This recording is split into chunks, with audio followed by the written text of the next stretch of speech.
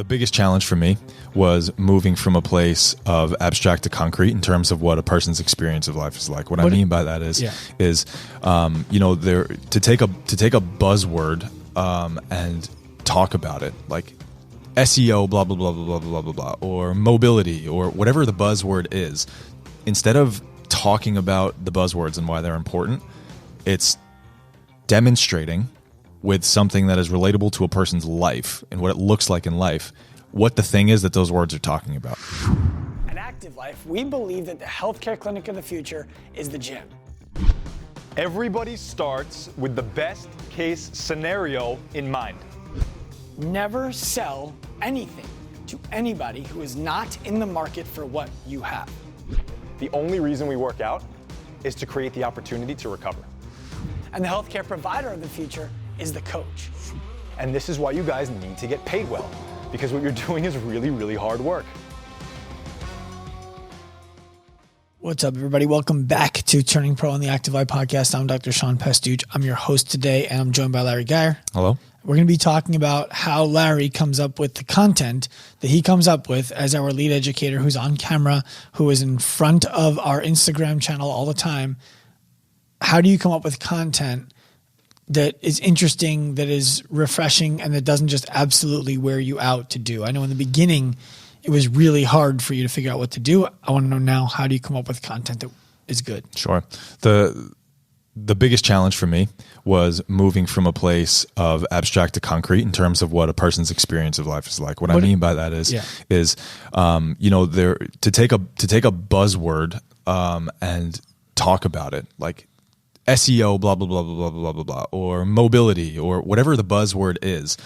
Instead of talking about the buzzwords and why they're important, it's demonstrating with something that is relatable to a person's life and what it looks like in life, what the thing is that those words are talking about, right? So instead of saying professional coach, what the hell does that mean? Well, instead, when I can show you in the character of Coach Gaier what an absolute asshole looks like as a coach, you understand what I'm talking about, right? When I can show you how this guy walks and talks and smells and blah, blah, blah, blah, blah, blah, blah, it's very clear to you, this is not what I want to experience in my life.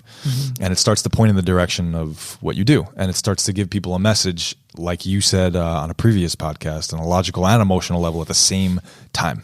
Instead of just talking about things that people need to be doing, showing them what is already relevant and in their life in a way that they feel that they want to move into it because you've shown them that you understand them.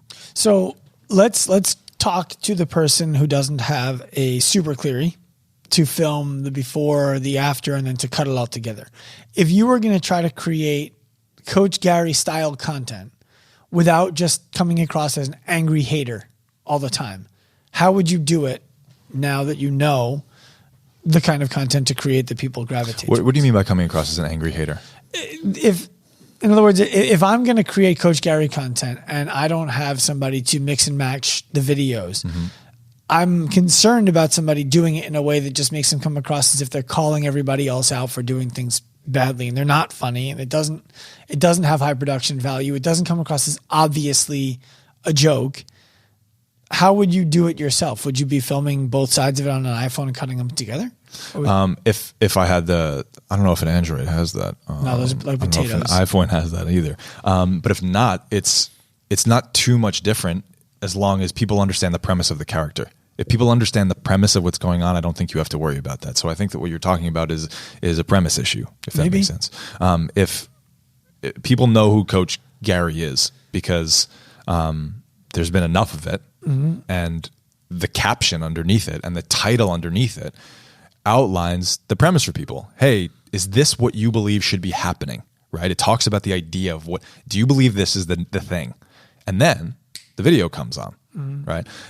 So whether this is done on an iPhone or another camera that you have or whatever it is, as long as people understand what you're putting out, either with a title or with a caption, then people are going to be able to enjoy the thing without feeling like you're being a jerk about it. Cool. So clearly we just saved some money. You're fired. Later. See you out there. Okay. Where do you get inspiration for what Coach Gaier should do? You know, it's one thing to say, I get it. Like, I know what bad coaching looks like. It's another thing to really grab it and exaggerate it and create something out of it. That was hard for me. And at the risk of sounding like I'm tooting my own horn, I promise I'm not. What I need to do was take what you and other people were constantly saying that I do so well that I didn't concretely understand. And so I needed to just sit and I needed to audit what are the things that I'm doing intentionally that are automatic at this point, because I'm not keeping track of them anymore, right? Like I don't know them anymore. So I needed to stop and I needed to say, well, what are the ways that I stand? What are the ways that I talk? What are the ways that I dress? What are the things that I say? When do I touch a client? When don't I touch a client? How do I face them? All the things that go into the way that I present as a professional coach. I needed to start auditing those things. And once I understood all the things that I do very intentionally, I was able to understand, okay, what are the opposite of those? Right? What's the opposite direction of those? And then I was able to just have fun going all in on demonstrating that. After a couple of these came out, my job got easier, not only because I understood my process, but because people were sending me dozens and dozens and dozens and dozens of examples in the DMs of like, oh, you wouldn't believe what I saw last week. Like I went to this gym one time in this country or whatever it was, and this is what the coaches did. And it's just, there's just endless content out there, right? There are even, high level athletes that have created posts around like, what's the worst coaching experience you've ever had? And then, 300 comments on it because they follow them talking about one time I saw this, one time I saw this. So it's endless. It's out there. So you crowdsource it.